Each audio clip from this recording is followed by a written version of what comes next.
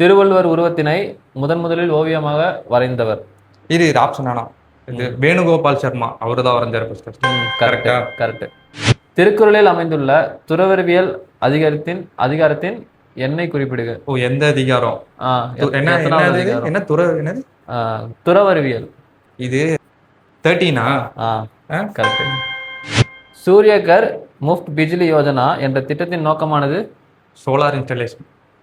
Correct correct. பெற்றோரின் சம்மதமின்றி நடைபெறும் திருமணத்தின் வகை. ஆப்ஷன் சொல்ல. காந்தர்வம், பிரம்மம், ஆரிடம், அசுரம். காந்தர்வம். கரெக்டா. குறியிடாத ஆரண்ய NCRNA என்ன முக்கிய பங்கு வகிக்கிறது?